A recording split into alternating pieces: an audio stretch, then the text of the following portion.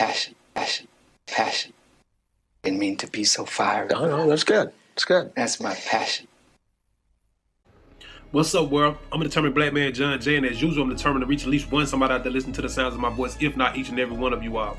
On today, I'm gonna look at a song by DJ Khaled with Jayz, Rick Ross, Lil Wayne, John Legend, and Friday.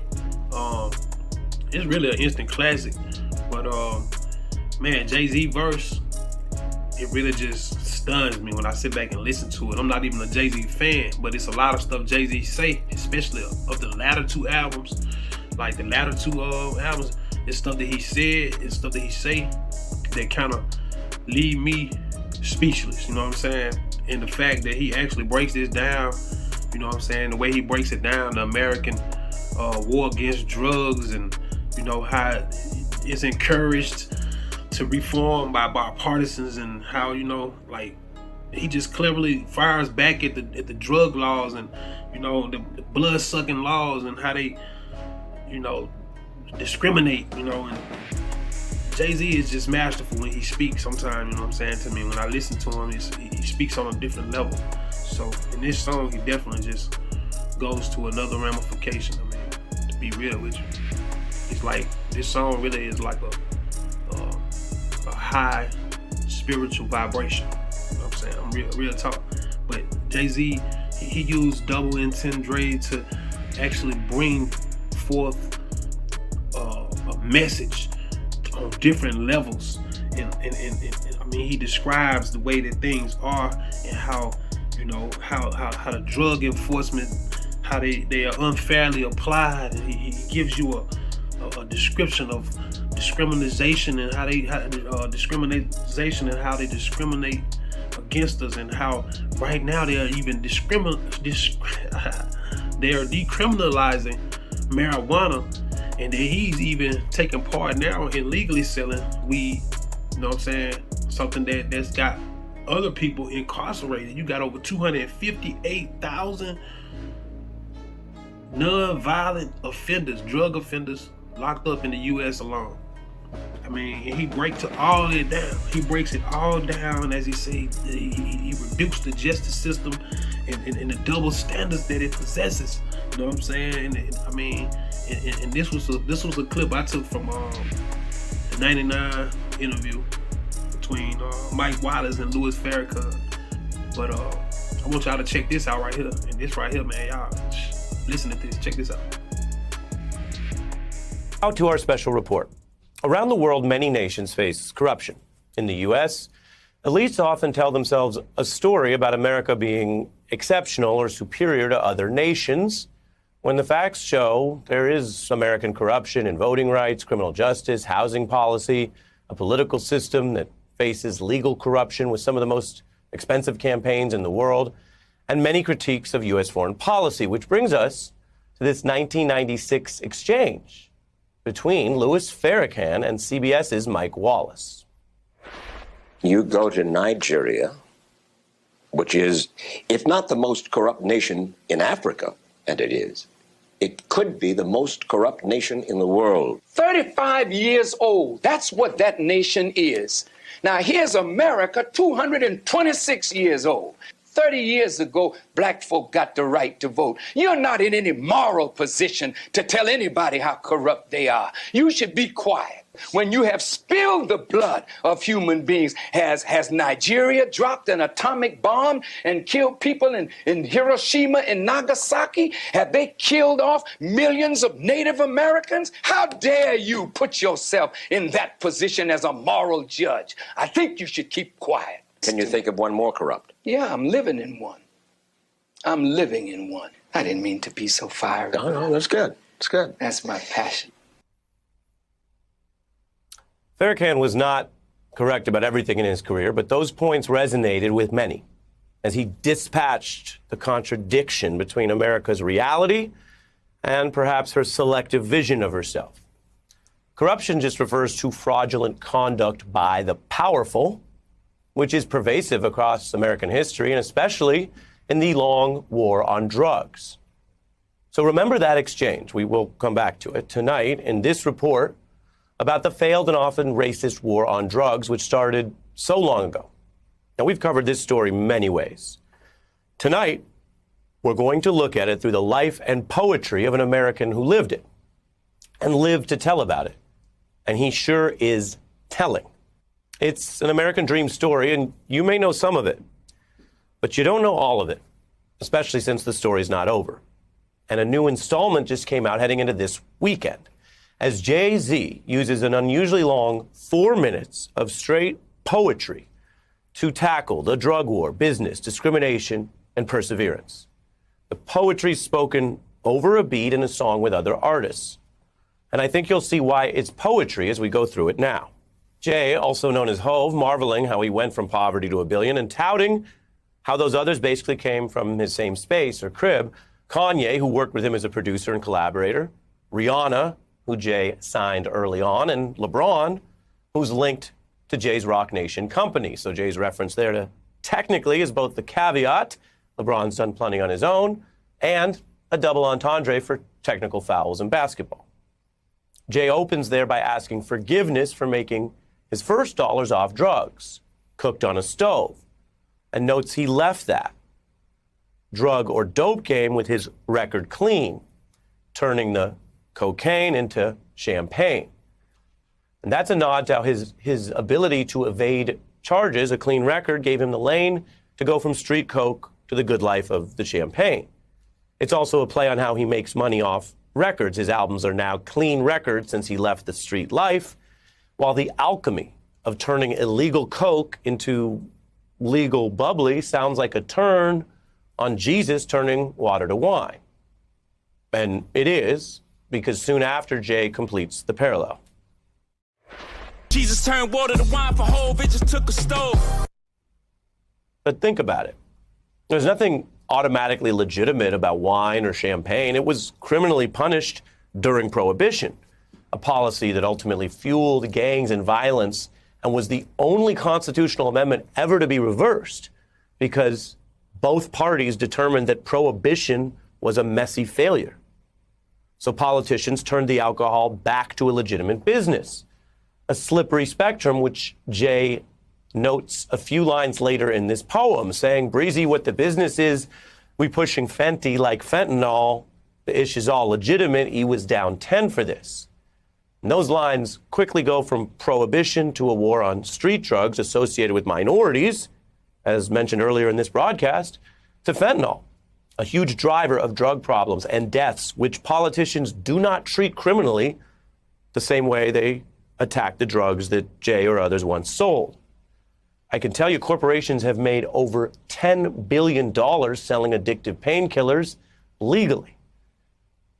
So that's a contrast. Jay also invokes the fellow billionaire Rihanna, citing her Fenty fashion line, noting everything they produce now that they deal, if you will, is legitimate. And that other line I mentioned refers to E. Emery Jones. He's an associate who served roughly 10 years for a drug sentence and now works at Jay's company. Now look, many listeners may not know his name, but the story is something so many communities know. It illustrates how hundreds of thousands of others are locked up for non-violent drug offenses. The data shows the drug war is discriminatory, that entire categories of drugs can be arbitrarily banned or allowed, often depending on who is really using them. That ranges from prohibition, like I mentioned, to the opioid abuse, which does not involve the same sentences dealt to black and brown Americans. Or marijuana, long classified as the most severe federal level, Schedule 1. But now, I bet you've heard about this, marijuana has been shifted by politicians and voters to legal in 19 states and counting. But the warehousing of so many people for drugs that are now, right now, illegal all over the nation, well, as a policy matter, it's absurd. Even before you get to race, it's also been documented as racist.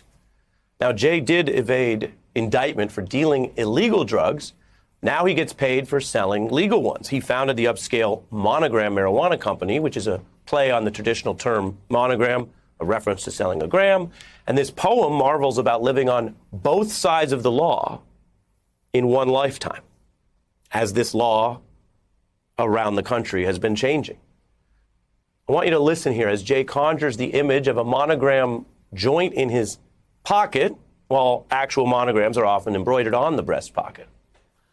Jay invokes being a writer. He's careful with his sentences, or bars as lyrics are called, because he lives now the legitimate life. Writing sentences, not jail sentences. Rap bars, not jail bars. And those jail bars come from the draconian laws, so he will clash with those who make the laws, he says. He calls that clash by the slang term smoke, which is also a play on the smoke he now sells legally. It's deep. This is a kind of elevated prism for these issues. I could tell you, we've interviewed many lawmakers who don't come close to this level of nuance about drug policy and its arbitrary and pernicious results. The same song then briefly explores how pain fuels growth. All this pain from the outside inspired all this growth within. Highest elevation of the self. They the around and gave the right wealth. Now, those new planes could be just private jets. As Jay notes, you would need the right people to buy them, the right brothers with enough wealth, or a double entendre there apparently to the Wright brothers who invented plane travel. The same line cites another Jay business, the Paper Planes brand, which tees off a sort of childhood imagination when you fold a paper plane. Now, am I reaching? Well, art is always up for interpretation, but I could tell you Jay's longtime producer, Young Guru, decodes this part of the verse in a new video that was just posted online. You gotta realize that everything being said here is a fact. Right. It's not aspirational no more. New planes getting broken in. Right. You know what I'm saying? So it's like, it's literally paper planes, right? The brand. So new clothes, like when you try new clothes, you breaking in your clothes. This man just ordered a new plane. Oh my God. But then it's new planes getting broken in, new levels of existence. Yeah. All right, so if you're counting, that's airplanes, the planes company, paper planes, and planes of existence. Quadruple entendre. This poetry, like other great art, takes more time to fully understand than it takes to just see or hear on a first glance. And that is why many people say Jay remains the greatest of all time, known by the acronym GOAT. And by the end of this dense poetic verse, which just dropped on Friday, Jay admonishes his would-be judges or competitors as donkeys, a play on GOAT, but then makes a reference that takes us all the way back to where we began. Next time we have a discussion, who the GOAT, you donkeys know this. Forgive me, that's my passion talking. There go that word again. There go that word, passion. What at the beginning of this clip, the Honorable Minister Louis Farrakhan started off this clip with saying what? Passion. Passion. That's when it's something that's in you. Not something you just put on. It's something that's in you. So that's why Jay-Z, even as a billionaire, he still can sympathize with a common man like you and I, like a regular person. You know what I'm saying? Like, I know I'm regular. I struggle. Daily financially, but hey, I'm making it though. You know what I'm saying? I'm out here trying my best to get it. I hit it, man. I ain't gonna never, bag down. But man, that's why I'm trying to encourage my young youth out here right now with stuff like this right here. Y'all take heed to this. You know what I'm saying? Jay-Z break down the whole justice system and how unfair it is and how it's lopsided in the way that they, sentence, and the way that they even prosecute, and how the law is even structured. Like, he break it down.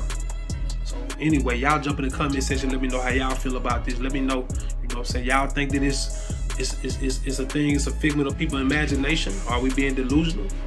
Or is it really a problem? And do any of y'all know how we can solve it? Jump in the comment section. Don't feel ashamed. Don't be ashamed. It's the VIP session. Kick your feedback. Chill. Let me know how you feel. How you really feel. Show some love. That's right. And if you're new to this channel, make sure that you subscribe. If you hadn't hit that like button, pound that like button and hit the notification bell so you'll be notified every time I drop any new content to this channel. Let's check out the rest of this clip. Sometimes I feel like Farrakhan talking to Mike Wallace. I think y'all should keep quiet. That's his passion talking. Jay invoking that classic moment we showed you to offset his own grandiose talk. asking forgiveness for being so strident, even as he meant every word. But notice what else he's doing. Ending this poem just as he began it when he asked forgiveness for dealing drugs in his youth. And notice what else he's doing. The Farrakhan parallel can apply just to proclaiming himself the greatest. That would be like, I think, a literal reading. Or maybe it could apply all the way back to this entire poem about America's drug war and Jay's own path. Think about it. Decades in, this billionaire entrepreneur with proven success, measurable success in music, media, sports, business, law, and politics, still finds he must explain basic facts about American corruption and racism to elite and white society. And many leaders and people still don't see it or refuse to face it. That kind of entitled ignorance, which can cause real damage to real people's lives, well, that might raise your ire, might get your passion talking. And if the facts are talking, well, it's a good time for people to listen, and then listen again and make sure you got the point. All right, so there you have it. Y'all let me know how y'all feel. Do y'all think that it's a double standard? Do y'all think that it's a lot of hypocrisy? Do y'all think that, the United States full of y'all know what I'm talking about. Jump in the comment section. Let me know how y'all feel. Let me know what y'all think that we need to do about it. That's the main thing. Do y'all have a solution? Any of y'all, anybody that's on the same wavelength as I with this, do you have a solution? Have you come up with a solution? I think the first thing is first. Let's sit down at the table. Let's discuss. You know what I'm saying? And that's something that's been going on for a while. So the action needs to take place very soon thereafter. But I think that it's now at a head, you know what I'm saying, where it need to be really just, it need to be popped, you know what I'm saying? Because I don't think that it'll ever be equality, but I think that we need to know that we are appreciated. I think that we need to know that, we need to know that, our people were appreciated, first of all, for all the blood, sweat, and tears that they shed to make this place what it is and what they are, and we just want not just the credit, but we also want to reap the benefits as their grandkids and their great-grandkids and their great-great-grandkids and so on and so forth. You know what I'm saying? We want to be a part of that genial wealth, you know what I'm saying? That makes a difference to us because too many of us are growing up in poverty. Too many of us not having the better end of the stick, so to speak. And it's too much violence, and a lot of this is sparked from envy and hate and jealousy because a lot of us live amongst poverty. You know what I'm saying? Whether they admit it or not, the bravest person is the one who can admit their faults or their shortcomings. You know what I'm saying? But very few people are brave in that sense because most people want to put on a facade that everything is okay. Listen, I got a lot of problems, and I'll never try to act like. Get on the internet and act like I'm perfect, you know what I'm saying? Or I do this to try to look down on people. No, I do this to try to uplift people and try to bring my brothers and my sisters up because we all deserve to be up. Whether I'm down in my lowest, you know what I'm saying? What am I supposed to do? You want me to shit on you? Talk down on you? No, that's not what my purpose is. That's not what I was brought here to do. So I'm gonna leave y'all with this. I'm a determined black man, John Jay. I hope that y'all stay humble, stay up, stay good people. I love you. One. I'm out.